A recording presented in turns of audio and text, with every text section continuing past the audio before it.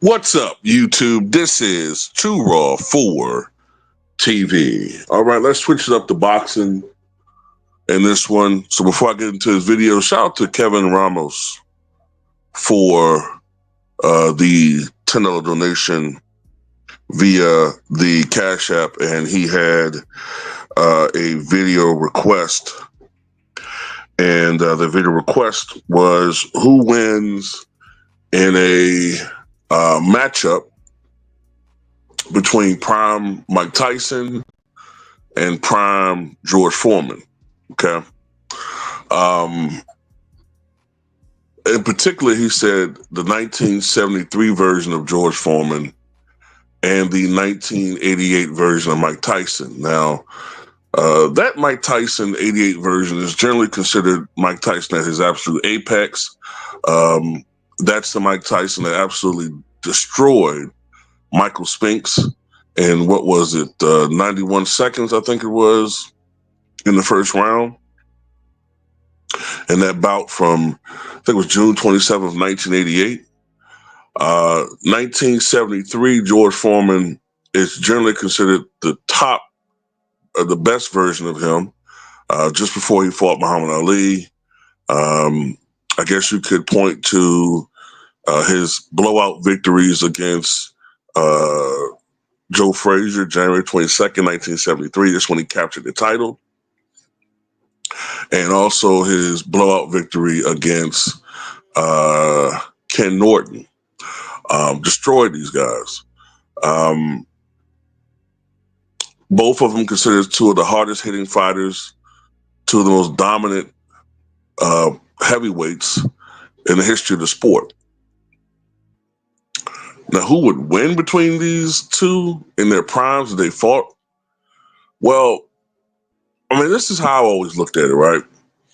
I remember that when Mike Tyson was heavyweight champion, and even afterwards, the early 90s, there was always this buzz about those two fighting each other, because we all know George Foreman came back in boxing in around 87, and while he wasn't quite the same fighter, he still had hell of a punch, and he had improved as a boxer, had changed his style a bit, and slowed down his attack and his output so that he would be able to pace himself fighting. He was a much smarter fighter. Still had a punch, but by that point in time, he could still knock you out. He still had a hell of a punch, but a lot of his knockouts as he got older, well into his mid 40s, it became more about attrition. But he still was a very, very hard hitter.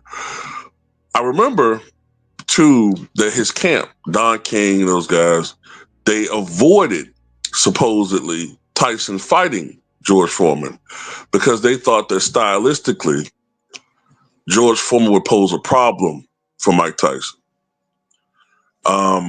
I tend to agree with that. I tend to agree with the notion that even older Foreman would have gave Tyson problems. Prime George Foreman, I think, would really give Mike Tyson problems. Okay. First of all, I'm not saying that just because he blew away Joe Frazier, that means that it's going to be the exact same outcome with Tyson. But punchers that came at George Foreman usually didn't fare very well. Now, I will say this. George Foreman, that version of George Foreman, had a great chin. Tyson has a cast iron jaw. Now, some people say Tyson's chin wasn't as great as people make it out to be, but I'd always disagree with that. If you saw when Mike Tyson did get knocked down or knocked out, it was usually through sheer, it was like a brutal amount of punishment that he was taking, like against Lennox Lewis, or just sheer exhaustion. I saw Tyson take devastating blows against, say, Razor Ruddock. He was getting hit flushed with Ruddock, and he was still standing. You know what I'm saying? This guy took blows from Frank Bruno and was still standing. So Tyson had a hell of a jaw. I think if Mike was going,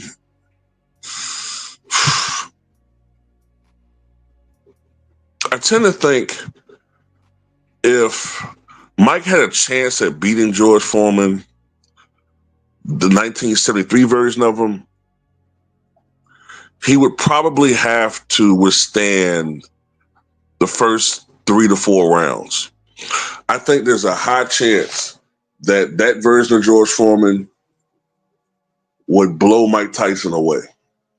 And I'm saying this as a huge Mike Tyson fan, but that George Foreman with his size, with his strength, his sheer strength, I could see him kind of bullying Mike, pushing him around, kind of knocking Mike off of his comfort zone as far as squaring up and, trying to get off offensively, frustrating Mike. And as we all know, one of the weaknesses that Mike Tyson had was when he couldn't go out and operate his game plan, he got sometimes flustered.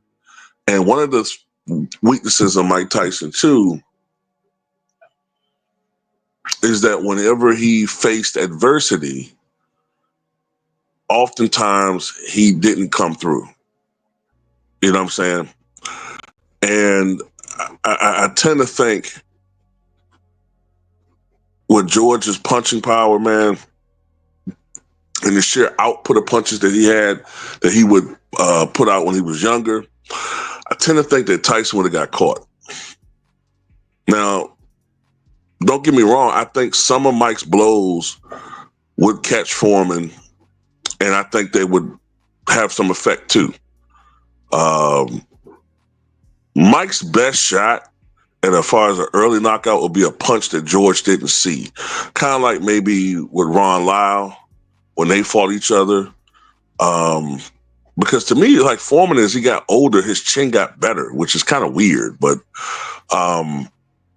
Mike may, if he could just catch Foreman with something brutal that he didn't see,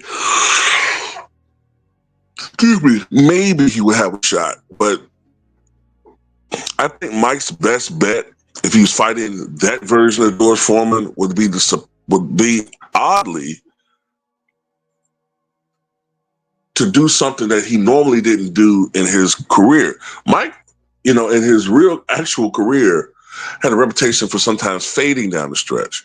But that version of Mike Tyson was more conditioned to go the distance and had more recuperative powers than the younger George Foreman, who often punched himself out, as we saw in the Ali fight. So what I'm getting at is, if somehow Tyson was able, I think, to withstand the George Foreman barrage, and if the fight went the distance, then I think Tyson starts standing a chance at winning the fight. Well, however the fight goes, I don't think it ends in a decision. This is far different from my guess when it comes to, Hopkins and Hagler. I think with this situation, this fight's going to end in a knockout. Either I think it's going to be early George Foreman KO, 1, 2, 3 round KO, or maybe a late technical knockout for Mike Tyson. You know what I'm saying? I think George Foreman, if the fight goes past 6 rounds, which was something that Foreman was not accustomed to at that stage of his career, he wasn't used to pacing himself like that. Then I think fatigue starts becoming a factor. And if fatigue starts becoming a factor, your punching power starts to fade and your accuracy starts to fade. And with that, then Tyson starts gaining the upper hand. And then I think Mike Tyson changes the trajectory of this fight. And then it goes into his favor. But man, I could see Tyson loading up with uppercuts, and you know what I'm saying, still have to be mindful of George Foreman's power. But I think that could be the pathway to victory for Tyson. With George Foreman, Mike would have to, be wary of Foreman's jab and, of course, Foreman's uppercut. Foreman, to me, in my opinion, Foreman has had the second greatest power. Well, when you consider both hands, Foreman probably was the most powerful heavyweight ever. When you consider both hands, although I do think that from what I could tell, the consensus is that Ernie Shavers was the hardest hitting right-handed heavyweight champion we ever had. Although I think Deontay Wilder would have something to say about that. Deontay Wilder, excuse me, have something to say about that. But that's kind of how I look at it, man. I think if the fight went the distance, I think Tyson becomes favored. If the fight ends early, it's George Foreman. That's for young Foreman. Now, if we're talking about the older Foreman, then it may be the opposite. The earlier rounds favor Tyson, and then the later rounds might favor George, possibly. Although I think with the older Foreman, Tyson stands a better chance at winning either an easy decision, a wide margin decision, or maybe even securing a late stoppage or even a knockout. But I tend to think Foreman probably wouldn't get knocked out. The older Foreman, I have a hard time seeing him getting knocked out though early. I tend to see more Tyson winning in a big, huge points margin against the older Foreman. Maybe a late technical knockout, maybe, or late KO, 11th round or something like that. But anyway, tell me what you guys think.